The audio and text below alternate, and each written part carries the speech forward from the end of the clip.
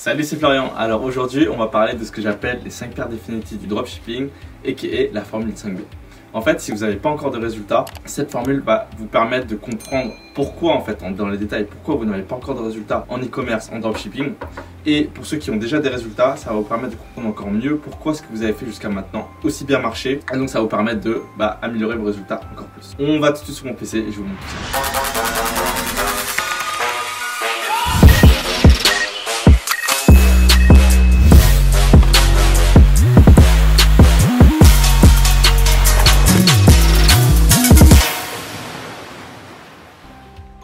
Donc attention, je vais spoiler The Avengers. Alors pour ceux qui l'ont vu, vous savez que la quête de Thanos, c'est de réunir les 5 paires d'affinités pour pouvoir devenir l'être le plus puissant de l'univers et pouvoir effacer la moitié de l'univers. En fait, donc tout le film s'accentue autour de la quête de ces 5 pierres, jusqu'au moment où il arrive à réunir ces 5 pierres et il fait un claquement de doigts et boum, il fait disparaître la moitié de l'univers. En fait, quand vous cherchez un produit, quand vous testez des produits en e-commerce, en dropshipping, c'est à peu près le même principe. Il y a 5 éléments qui sont vraiment indissociables les uns des autres. Et si vous arrivez à associer ces 5 éléments, ce que j'appelle les 5 paires d'infinité ou les 5B, vous allez pouvoir avoir un produit qui cartonne et pouvoir le scaler et faire des chiffres dessus. Donc la formule 5B, c'est quoi? C'est le bon produit avec la bonne offre en face de la bonne audience, avec le bon angle marketing au bon moment. Si les 5B sont félicitations, vous avez un produit winner. Et le challenge en fait, c'est de déterminer quel B est manquant si votre produit ne fonctionne pas. Et donc du coup, tout l'art du dropshipping réside dans l'alignement des 5B. Bon produit. Donc il y a 3 critères primordiaux pour valider un produit. Il y a ce que j'appelle d'une part les caractéristiques intrinsèques du produit, la qualité et l'efficacité réelle du produit, et 3, la marge du produit. Caractéristiques intrinsèques du produit. Il faut que votre produit comporte au moins 3 des 14 caractéristiques suivantes. Donc premièrement, augmenter la confiance en soi, 2, procurer du bien-être, facilite la vie, répond à un problème, fait économiser de l'argent, fait gagner du temps, est extrêmement unique et difficilement trouvable en boutique, procure un effet wow, améliore la qualité de vie, la valeur perçue est haute, permet d'améliorer ses compétences, est dans une niche de passionnés ou est orienté pour les femmes. Donc je rappelle que le produit n'a pas besoin d'avoir les 14 critères, mais il faut juste qu'il en ait au moins 3 pour qu'il ait une chance pour moi de fonctionner. Des exemples, donc le Glass Crack Repairing Kit, en gros c'est...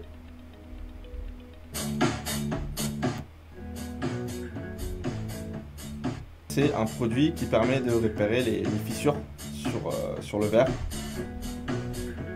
Et donc ça peut s'utiliser sur la voiture, un test de voiture. Un véritable problème, ils disent que les écrans d'ordinateur, de téléphone, aussi pour les lunettes. Et voilà, et donc en gros, le problème résolu par le produit est assez simple. Si on répare les fissures, on évite que la fissure s'aggrave et qu'après, derrière, le verre casse. Quand même un assez gros problème. Ça a l'air bon, ça a l'air de marcher. C'est un très bon exemple de produit winner. Thick Phone Cable.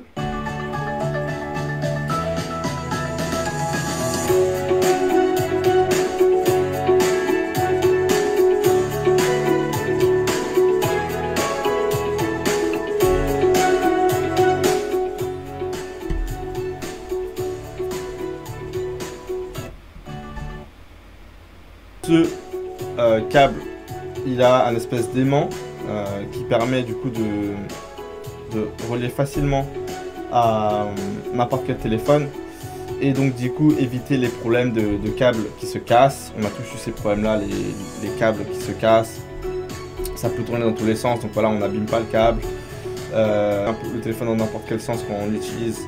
Et c'est beaucoup plus facile, c'est beaucoup plus pratique derrière quand on est en voiture donc voilà, donc c'est un produit qui est assez simple.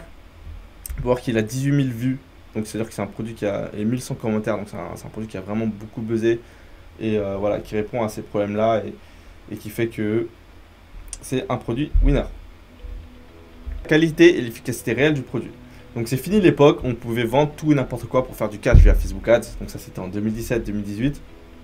Depuis, il fait un score de satisfaction pour punir les mauvais dropshippers.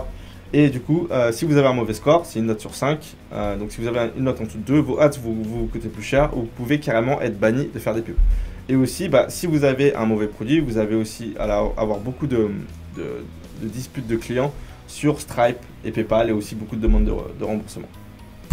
On vend maintenant en vérifiant les avis des produits sur Amazon ou AliExpress. Donc surtout Amazon parce que sur AliExpress il y a beaucoup de reviews qui sont fake. Et sur AliExpress, vous allez pouvoir avoir des avis réels de produits.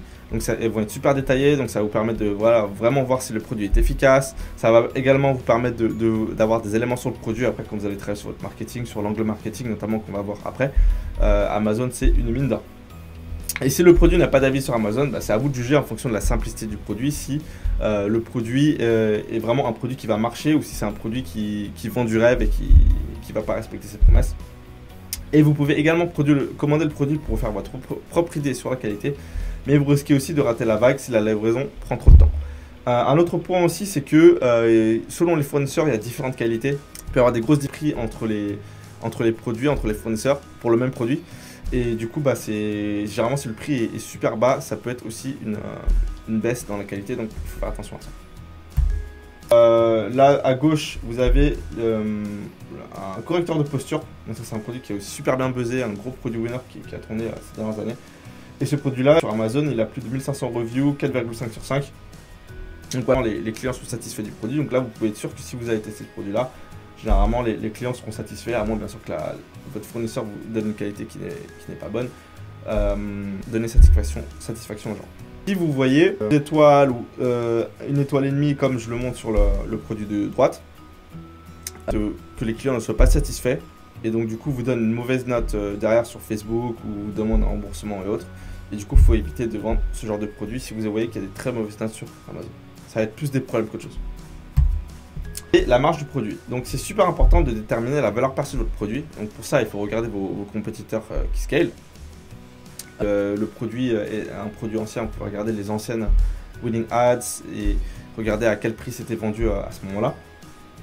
Il faut x3 sur votre produit, prix de la livraison incluse. Donc, par exemple, si j'achète le produit 10 € et je le revends 30 € au total, raison.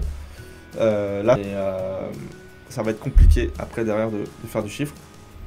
Pour des plus de 60 €, vous pouvez descendre jusqu'à faire du x2,5. Ça veut dire quoi? Ça veut dire que si je vends à 60 €, alors il faut que le coût de produit ne soit pas au-dessus de 24 €.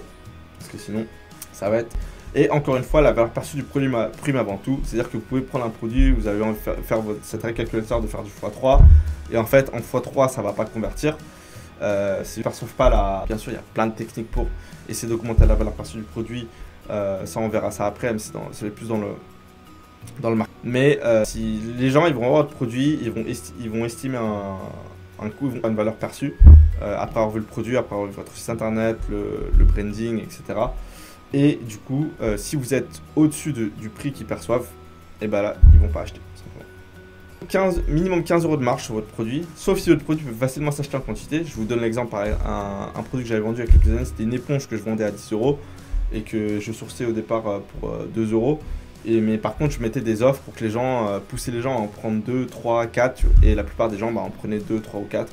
Et du coup, ça faisait que mon panier moyen augmentait bien et suffisamment pour pouvoir être profitable. Et le ROAS break-even soit autour de 1,6. Alors, c'est quoi le ROAS break-even? C'est tout simplement le ROAS, le retour sur investissement que vous pouvez avoir sur Facebook ou sur n'importe quelle autre plateforme. Donc, je vous montre. Le lien dans la description, vous avez juste à créer une copie du coup si vous voulez. Votre prix de vente, donc c'est 19,99. Là, c'est le prix de livraison pour 95. Donc, total, ça fait 23,95. Les cases en bleu, vous ne les touchez pas. Vous remplissez juste les cases en blanc. Coût du produit, 2 € pour le coût de la livraison. Là, les cases en bleu, on ne les touche pas. Donc, j'ai rajouté les frais PayPal, je peux les Stripe, c'est 5% environ, on compte en gros, sachant que ça peut être moins. Le pays d'origine de votre Stripe ou de votre Shopify, mais j'ai mis 5% en gros parce qu'on va faire juste une estimation.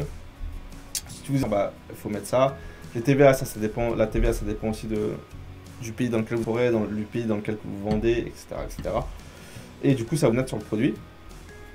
En fait, du coup, vous pouvez dépenser jusqu'à 19,14 € sur Facebook Ads pour faire une vente avec ce produit-là, sans perdre d'argent. Et du ROAS break-even va être autour de 1,25. Et on est au-dessus des 6 que j'ai recommandé à 66, on fait du x3. Et donc, quel est ce produit de façon assez importante. Plus le ROAS break-even est bas, plus vous pouvez scaler de façon importante. Et le chiffre que j'ai fait, c'est généralement sur des produits avec un ROAS assez bas. Parce que vu qu'on a moins à dépenser sur le produit, on peut dépenser plus sur Facebook pour pouvoir acquérir un client et faire du profit. Avec un coût d'achat très bas, inférieur à 25% du prix de vente, donc typiquement quand vous pouvez faire du x4, vous vendez à 40 €, c'est généralement le plus scalable parce que plus vous allez scaler, plus votre ROAS généralement va descendre en scaling, plus vous allez augmenter le budget et du coup plus votre ROAS break-even est bas, plus vous allez quand même pouvoir faire du profit. Si vous payez de différentes façons et que ça décolle toujours pas, c'est juste que le produit n'est pas bon et il faut passer au produit suivant. Alors, la saisonnalité, c'est super important en e-commerce. Donc, deux types de produits. Il y a ce que j'appelle les produits saisonniers et les produits evergreen. Donc, les produits evergreen, c'est les produits qui peuvent être vendus toute l'année.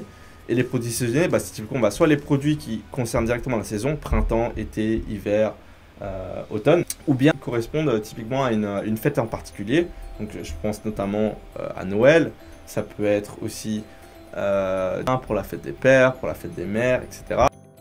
Et vous voulez tester un produit lorsqu'il commence à buzzer avant que trop de compétiteurs ne se placent dessus. Donc voilà, typiquement quand il y a un produit qui est hot, qui arrive sur les compétiteurs qui vont se placer dessus, et en gros il faut être parmi les premiers pour pouvoir faire le plus de chiffres. Après il y a, donc je parle, mais en gros cette technique-là de prendre les produits qui sont hot, c'est une course à la data, c'est celui qui en a le plus vite qui gagne. D'accord? Et donc si vous arrivez trop tard après tout le monde, là vous savez, aucune chance de faire du chiffre sur ce produit. Sauf, du coup, si vous faites ma technique que j'appelle des marchés inexploités. En fait, l'idée c'est de reprendre des produits qui sont saturés, qui sont dessus, et en fait les envoyer sur des marchés où il y a beaucoup moins de compétition. Vous avez beaucoup plus de chances du coup d'être le premier, voire ou dans les premiers à lancer ce produit, et pouvoir du coup prendre la plus grosse part du gâteau. Pour lancer un produit, donc généralement il faut une adressante, moins d'un mois, commentaire récent. Donc là typiquement je vous ai mis un screenshot, j'ai trouvé cette ad là sur mon feed d'actualité Facebook. Ça a été posté le mercredi avant. Il y a 300, on a beaucoup de commentaires récents. Vous voyez là, j'ai mis en rouge. Entouré en rouge, qui date de 2 heures, 4 heures, 3 heures. Ce que vous allez faire, si vous l'avez trouvé sur le fil d'actualité, vous faites un clic droit. Donc je vous montre sur le screenshot de droite. Et vous cliquez après sur show vidéo, alors copier le lien de la vidéo. Et vous le faites. Du coup, ça va permettre de voir en détail les stats de. Et donc, du coup, l'idéal, c'est trouver une ad qui a été lancée récemment, pas encore un engagement monstre et beaucoup de commentaires datés du jour même. Donc, Google Trends, c'est un outil qui est vraiment pour justement checker les trends, les tendances du produit. Alors, vous pouvez le taper en anglais, voir et regarder sur United States. Alors, vous pouvez aussi trouver la traduction en français et le taper sur la France. Ou alors, le lancer dans un autre pays, vous pouvez le traduire dans la langue que vous voulez et voir du coup la trend. Et vous pouvez checker les trends sur 12 mois, 6 mois, 3 mois. Un mois, une semaine, et vous allez y avoir des courbes ascendantes et descendantes qui vont donner des indications sur le produit, est-ce qu'il est hot. Pour lancer un produit, vous pouvez aussi checker AliExpress Dropshipping Center. Donc vous pouvez juste taper ça sur Google et ça va vous donner une courbe. Je vais vous montrer ici. Il va vous montrer la courbe des ventes d'un produit sur les 7 derniers jours. Et donc si vous voyez un gros pic de vente, ça veut dire qu'il y a ce produit-là. Il y a aussi un outil payant qui coûte 20 $ par mois, qui aussi essaie de repérer les produits qui commencent à buzzer sur AliExpress et vous les donne. Une de mes techniques secrètes, c'est que certains produits peuvent marcher sur des marchés non saturés même s'il n'y a pas de trend particulière, et certains produits qui sont cycliques et qui reviennent tous les ans. Et ce que vous pouvez faire, c'est qu'en fait vous pouvez reprendre ces anciens produits là qui ont été scalés il y a quelques mois, voire 1 ou 2 ans, et soit le même marché quand tout le monde a oublié, et du coup relancer la trend vous-même, donc être le premier à relancer la trend, ou alors l'envoyer sur un marché inexploité ou qui n'a pas encore été exposé à ce produit, et là vous pouvez faire du coup beaucoup de chiffres. Et c'est comme ça moi-même que j'ai fait le plus de chiffres sur les marchés. Un produit qui est de plus d'un mois et qui est déjà super compétitif, c'est-à-dire que vous allez avoir beaucoup d'ads de compétiteurs, qui est des outils comme AdSpy, Dropispy. Vous allez voir que le produit il est partout, vous allez voir que sur votre site d'actualité le produit revient tout le temps avec plein de boutiques différentes. Là vous savez que ça risque, c'est trop tard pour lancer ce produit là, parce que là il est super hot en ce moment, mais il y a déjà beaucoup de gens qui sont en train de surfer sur la vague et vous arrivez après. De vous démarquer de la compétition avec l'offre ou l'angle marketing, super compétitif, faire quelque chose, mais comme je disais, sur des marchés non saturés peut éventuellement marcher. Donc trouver la bonne offre, le bon prix peut faire décoller un produit instantanément, et il y a plein de possibilités selon votre créativité. Donc pensez au moment décembre, vous allez faire les soldes et vous vous sentez heureux de faire des bonnes affaires. Vous allez dans votre magasin de vêtements préféré et vos articles préférés sont en solde. Donc vous achetez, vous dépensez beaucoup, et là vous dites en sortant du magasin, ah j'ai vraiment fait des bonnes affaires, il y avait vraiment beaucoup de réductions sur les articles que je voulais. Et bien en fait, vous voulez procurer de bonheur à vos achètes chez vous, ils ont l'impression d'avoir fait plein de bonnes affaires. Toujours penser à partie du produit, hein, c'est ça qui est à 50 € alors que la valeur perçue de la plupart de vos clients va être autour des 30 €. Et bah, le meilleur marketing du monde, même si vous avez le super beau, etc. Si avec votre marketing, votre branding, etc., plus le produit, ce qui fait le produit par les clients va être de 30 €, et bah là du coup ça va pas marcher. Donc soit il faut changer quelque chose sur votre marketing pour essayer ou votre branding pour essayer d'augmenter la valeur, soit il faut du coup baisser le produit, bien sûr tout en gardant des marges acceptables pour que les gens puissent acheter. Il peut arriver de faire baisser le prix de quelques euros et faire décoller un produit du jour au lendemain alors que j'ai baissé le produit seulement de 2 €, qui ont bien marché pour moi. Prendre ce que j'appelle les volumes discount, donc c'est donner une réduction en fonction de la quantité. Donc typiquement si les gens en achètent 2, ils ont 10% de réduction, si ils en achètent 3, ils ont 15%, s'ils en achètent 4, 100, etc. etc. Vous pouvez aussi faire des offres, achetez-en un, obtenez le deuxième à moins 50%. Vous pouvez aussi dire achetez-en 2, obtenez le troisième gratuit, achetez-en un, obtenez-en un offert. Bien sûr, donc là, il faut bien calculer ses marges pour vérifier si ça serait bien. Un tableau juste après qui vous permet de calculer tout ça.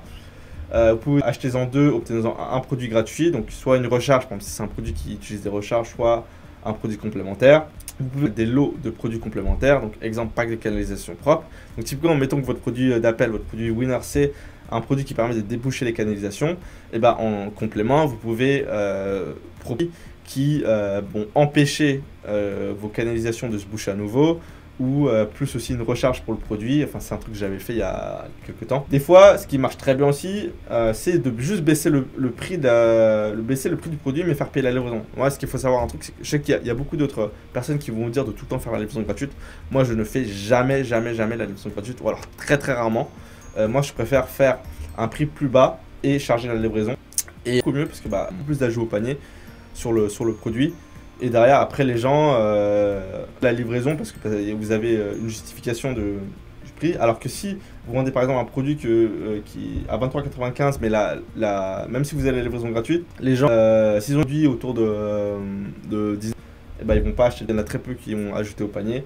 Et c'est comme ça que j'ai pu faire décoller un produit où j'ai simplement changé le prix de 23,95 plus livraison gratuite à 19,99 plus 3,95 et ça fait décoller. Et bien sûr, toutes ces marges avant de proposer une offre.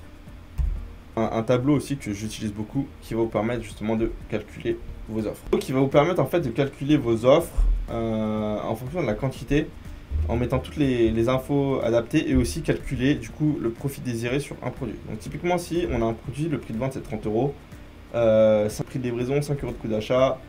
Le prix de la livraison c'est ce que vous faites payer. Coût d'achat et coût de la livraison c'est ce que vous payez au fournisseur. Donc voilà, on met toutes ces infos là.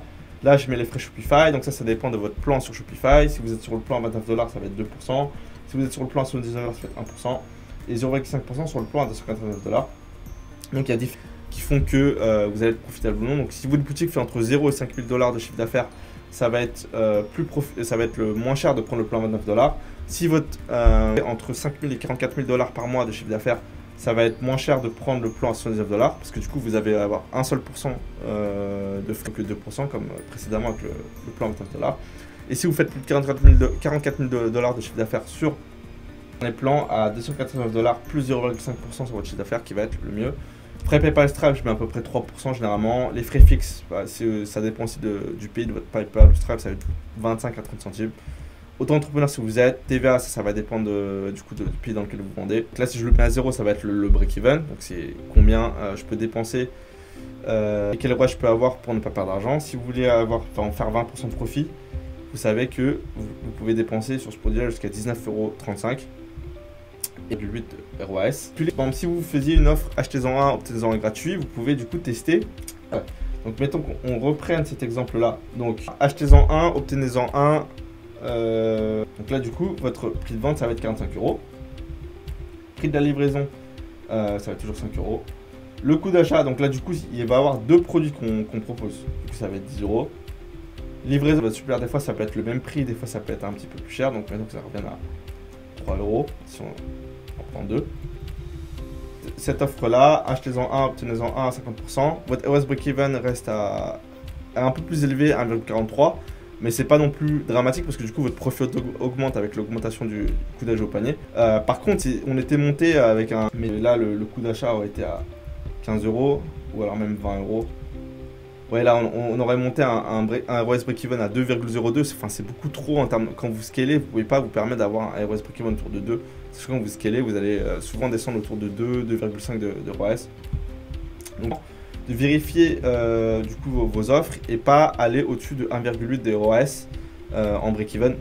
Si quand vous faites votre offre, donc vous faites achetez-en, obtenez-en un gratuit, achetez-en deux, obtenez-en un gratuit, etc.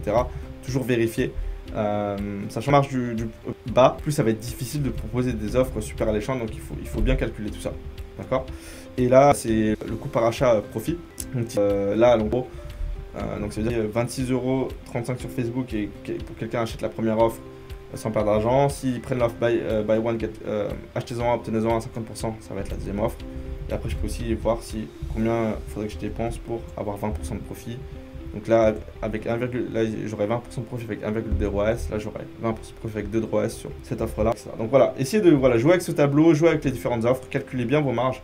Voyez si c'est viable de faire des offres. Vous ne pouvez pas vous permettre, comme je disais, de faire des achetez-en deux, obtenez-en un gratuit si le coût du produit est trop élevé. Ça va vous coûter trop cher en fait d'offrir un produit. Donc voilà, toujours trouver le juste milieu. La bonne offre. Alors généralement, le tout d'ajout au panier, donc si votre site est propre, si la description est propre, le copywriting est bien fait et que l'offre est bonne, vous allez avoir au moins 10% d'ajout au panier. Donc pour certains produits, il faudra un peu plus pour être profitable. Pour d'autres produits, si vous avez du trafic vraiment pas cher, vous pouvez avoir des taux d'ajout au panier autour de 5, 6, 7% et être quand même profitable. Après, en tant que base, moi j'aime bien toujours viser 10%. Des bons CTR sur Facebook, donc CTR c'est le click-through rate, c'est ce qui est en gros c'est le nombre de personnes qui vont cliquer sur le pourcentage cliquer sur votre ad. Donc en gros c'est typiquement votre ad fait réagir les gens. Les gens sont intéressés par le produit parce qu'ils voient votre ad ou autre et ils cliquent sur la pub. Et donc du coup ça va vous donner un bon coup par clic. Les gens aussi vont engager sur la pub, mais vous n'avez pas ou de vendre pour retravailler l'offre parce que il y a quand même un intérêt pour le produit parce que les gens ont cliqué un bon taux de clic, mais derrière ça n'achète pas. Donc généralement c'est l'offre qui est à revoir ou des fois ça peut être le copywriting, mais là je pars du principe qu'on a bien fait l'angle marketing, le copywriting, etc. Si le produit convertit sans être, il faut augmenter le panier moyen, donc aussi appelé AOV ou Average Order Value en anglais, c'est un terme que j'utilise beaucoup. 1 ou 2 € suffit pour faire décoller le produit. Ça, je l'ai expliqué précédemment si je l'avais déjà réussi. C'est un produit après sur lequel on a fait plus de 300 000 €. Votre offre en fonction de votre marge. Super, super important. Vous ne pouvez pas vous permettre de faire des offres comme ça sans avoir bien une vue d'ensemble précise sur les nombres, sur les chiffres, grâce au tableau que j'ai montré précédemment. Le bon angle marketing. Alors l'angle marketing c'est quoi? C'est l'approche pour vendre votre produit. Donc ça se retrouve sur votre image, vidéo, donc ce qu'on appelle la creative sur Facebook. Votre ad copy, l'ad copy c'est le texte qu'on peut voir au-dessus de la page sur Facebook Ads. Votre page produit et même le ciblage de votre audience. D'accord? Pour certains produits, l'angle est unique. Pour d'autres, il va y avoir plusieurs angles exploitables. Et si la compétition est importante sur un produit, un angle différent peut vous démarquer. Bon, ça c'est un produit que j'ai scalé avec quelqu'un que j'avais eu en coaching. Donc il avait trouvé ce produit-là, je le trouvais intéressant. Il a réussi à le faire décoller en changeant l'angle marketing. Je vous déconseille de le vendre maintenant parce que Facebook, à l'époque où on avait scalé ce produit-là, Facebook était encore tolérant sur ce type de produits cosmétiques. Maintenant, il faut faire vachement attention. Facebook aime de moins en moins les produits cosmétiques, tout ce qui touche à la peau, etc. Donc ça, vous prenez des risques en vendant ce produit, surtout si vous montrez des avant-après. Mais là, je vous montre ce produit vraiment juste pour l'exemple, pour que vous puissiez comprendre comment, en changeant l'angle marketing, on a réussi à faire décoller ce produit. Donc typiquement, ce produit-là, c'est un produit qui la peau et du coup qui a un effet anti-rides et qui permet également de éviter le double menton. D'accord. Et donc, si vous voyez les commentaires sur la pub, donc c'est en anglais, mais je vais traduire. They are putting this on what a teen. Donc en gros, elle se plaint quoi. Il montre ça, il montre l'exemple de ce masque anti-raffermissant sur des adolescents, des personnes avec les doubles mentons. Avoir vu un modèle de 12 ans utiliser le produit. Mettez quelqu'un avec un véritable double menton. Et ces filles avaient besoin de ce produit. En gros, typiquement, les personnes n'arrivaient pas à s'identifier au produit parce que les personnes qui utilisaient le produit, les modèles, alors que c'est censé être un masque anti-raffermissant, ou alors n'avaient pas de double menton. D'accord? Donc on a essayé de trouver des personnes qui utilisent ce produit, des personnes âgées. On n'arrivait pas à en trouver. Du coup, ce qu'on a fait, c'est qu'on a juste mis quelques personnes âgées se touchant la peau. Juste pour voilà, qu'elles se disent que voilà, il y a des personnes âgées qui utilisent ce produit-là. Et les clips de personnes plus jeunes. Et en fait, on a fait des angles marketing. On a créé 2 vidéos différentes et 2 pages produits différentes. Donc une qui parlait surtout de l'angle double menton, donc on parlait pas du tout de l'effet anti-ride, mais vraiment juste du côté double menton retiré grâce à ce produit. Et l'autre angle marketing qu'on a utilisé, c'était l'angle anti-ride. Et du coup là, on montrait des personnes plus âgées et notre copywriting était vraiment axé sur cet angle-là. Et du coup, dès qu'on a séparé ces angles-là, boum, le produit a décollé. Je crois que c'était à l'époque, on avait atteint la barre des 5K par jour en 3 jours. Et puis après, on a tapé plus de 6 chiffres sur ce produit-là en un mois. Donc voilà, ça a super bien marché. Mais comme j'ai dit, là, je vous déconseille de lancer ce type de produit sur Facebook parce que vous risquez de prendre des bans sur les produits cosmétiques qui touchent à la peau. Donc speed tester différent, ce que j'appelle scroll stopper, c'est typiquement ce qui fait que les gens vont s'arrêter sur le fil d'actualité pour regarder votre publicité. Donc typiquement c'est la miniature, donc si les gens ne sont pas en autoplay, et s'ils sont en autoplay, c'est les 3 premières secondes de votre vidéo que les gens vont voir, qui vont leur donner envie de s'arrêter, regarder le reste de votre publicité. Ça c'est super important parce que du coup si vous n'arrivez même pas à catcher l'attention des gens au départ, ça sert à rien d'avoir. Vous pouvez avoir la meilleure vidéo, les meilleurs arguments, le meilleur produit au monde. Si les gens s'arrêtent même pas pour regarder votre publicité, ça va pas le faire. Donc c'est important de bien travailler vos scroll stoppers. Vous pouvez un store monoproduit ou un funnel avec un effet un peu plus brand. Pour certains produits, notamment des produits cosmétiques, ça va plus marcher que si vous lancez ces produits là sur un store qui est généraliste. Après il y a d'autres produits qui sont assez simples d'utilisation, qui peuvent être vendus sur un produit généraliste. Ça va pas faire tant de différence que ça que de le vendre sur un store monoproduit. Regardez les commentaires sur les ads et compétiteurs, typiquement ce que je montrais avant. On a vu qui se plaignait dans la vidéo et que du coup elle ne croyait pas au produit. Regardez les avis du produit sur Amazon, ça c'est une mine d'or. Sur Amazon il y a vraiment beaucoup d'informations, les gens aiment beaucoup mettre des reviews qui sont super détaillées, donc ça va permettre de trouver des bonnes idées pour vos angles marketing. Et si vous aimez bien lire, alors je vous recommande et que vous lisez l'anglais, je ne sais pas si ces livres-là ont été traduits en français, mais il y a Breakthrough Advertising de Eugene M. Schwartz ou Cashvertising de Drew Eric Whitman qui sont des très très bons livres pour travailler votre marketing, votre copywriting de manière générale et du coup arriver à trouver des idées plus facilement quand vous voyez des produits pour le marketer de la façon la plus efficace. Alors généralement un faible CTR, ça veut dire qu'il y a très peu de gens qui cliquent sur vos pubs sur Facebook, vous n'avez pas beaucoup d'engagement, peu d'auto-carte ou de vente, donc les gens ne sont pas forcément convaincus par le copywriting, votre description. Ou bien ça peut être tout simplement une créative non adaptée à l'audience. Donc typiquement l'exemple que j'ai montré précédemment. Et du coup réadapter la créative à l'audience, ça pourrait faire décoller le bonne audience. Et pour moi aussi c'est un des biais où vous pouvez faire le plus de différence. Donc en théorie, il faut connaître absolument son persona client et faire des Facebook Ads super précises en fonction de ça. D'accord? Donc typiquement ça c'était Facebook Ads en 2016-2017 où il fallait être super précis dans son ciblage, targeting. Genre il fallait targeter les gens qui aiment les chiens mais aussi les magazines de chiens et qui ont entre tel âge et tel âge. Et maintenant en fait l'algorithme de Facebook est devenu super puissant et du coup en fait connaître sa cible c'est important, donc c'est important de faire son persona client pour pouvoir donc savoir à qui vous adresser du coup pour pouvoir faire vos angles marketing, vos créatives, etc. Mais sur Facebook il faut cibler large, il faut cibler des audiences en millions de personnes de préférence. Donc typiquement vous pouvez viser par exemple la France entière, donc qui a plus de 65 millions de personnes. Et si vous avez votre angle marketing, votre créative est bien, votre angle marketing est bien fait, etc. Et Facebook va trouver naturellement les personnes qui vont acheter votre produit alors que sur les 65 millions de personnes. Enfin, ça vous montre à quel point l'algorithme est puissant. Et généralement la créative c'est vraiment la clé. Et certaines peuvent marcher pour un type d'audience mais pas sur d'autres et vice versa. Donc aussi vous pouvez faire plusieurs types de créatives adaptés à différents segments de votre audience. Donc une créative peut être plus adaptée aux hommes, une qui peut être plus adaptée aux femmes, une qui peut être adaptée aux personnes plus âgées, une plus adaptée aux personnes moins âgées, etc. Et une fois que votre pixel est optimisé, vous pouvez même lancer vos ads sans aucun ciblage et ça va marcher. Et là maintenant en fait, pour certains produits, en fait, vous avez vraiment un gros produit winner, même si votre pixel est tout neuf, il n'y a aucune data ni rien, même si votre ad account est tout neuf, vous pouvez lancer les ads directement sans ciblage et Facebook va vous trouver les acheteurs direct. Mais pour moi, le meilleur moyen de se démarquer sur l'audience, c'est tout simplement d'envoyer le produit sur un marché inexploité. Donc 95% des dropshippers sont sur les marchés français ou américains. Et c'est des marchés qui sont trop petits par rapport à la concurrence qui est vraiment super importante. Et en fait, le monde est tellement vaste, c'est normal qu'il y ait des marchés qui soient totalement inexploités. Et c'est super facile parce qu'il n'y a pas besoin de réinventer la roue, il faut juste prendre ce qui marche, en gros ce qui marche sur les marchés français, ce qui marche sur les marchés américains, et juste les traduire et les envoyer sur ces produits-là. Et il y a beaucoup moins de compétition. Donc forcément, il y a beaucoup de gens qui vont rester dans leur zone de confort, donc ils vont préférer rester sur le marché français ou sur le marché américain parce qu'ils parlent français et anglais. Moi par exemple, je ne parle pas un mot de norvégien et pourtant c'est comme ça que c'est un des pays sur lequel j'ai le plus scalé.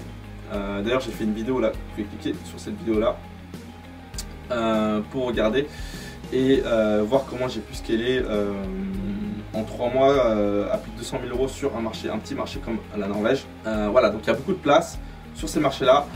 J'ai moi-même créé une masterclass exclusive qui est gratuite, vous pouvez cliquer sur le lien en description, qui explique tout mon process sur ces marchés inexploités. Donc voilà, tout le succès en dropshipping pour moi repose sur la formule 5B, donc le bon produit avec la bonne offre en face de la bonne audience, avec le bon angle marketing au bon moment. Et si le produit ne marche pas, c'est qu'un B est manquant. Et donc ne forcez pas sur un produit s'il ne marche toujours pas après avoir testé plusieurs offres créatives, angle marketing et ou plusieurs marchés. Donc voilà, c'est très important de ne pas s'attacher émotionnellement à un produit, même si vous avez investi beaucoup de temps et d'argent dessus. Si le produit ne marche pas, il ne marche pas. Et dans ce cas, il faut juste passer à un produit suivant. Voilà, j'espère que cette formule de 5B vous a plu. Honnêtement, pour moi, c'est vraiment une des formules les plus importantes en dropshipping. C'est vraiment pour moi le secret, la clé de la réussite en dropshipping, cette formule-là. Et c'est ce qui a permis à moi et les élèves que j'accompagne de vraiment exploser leurs résultats. Si vous souhaitez être accompagné par moi, je vous conseille de regarder la masterclass. Je vais mettre le lien en description. Vous pouvez regarder et si ça vous plaît, vous pouvez booker un appel et nous on va vérifier ensemble si vous êtes un bon fit pour le programme. Voilà, et si vous avez aimé cette vidéo, bien sûr mettez un like, lâchez un commentaire, abonnez-vous, vous connaissez. Je vais reprendre YouTube sérieusement dans les prochaines semaines, donc là je vais mettre beaucoup de contenu. Donc n'hésitez pas aussi à me donner en commentaire si vous avez des idées de contenu, s'il y a des idées qui reviennent souvent, et bah j'en parlerai. On se retrouve pour une prochaine vidéo, allez ciao.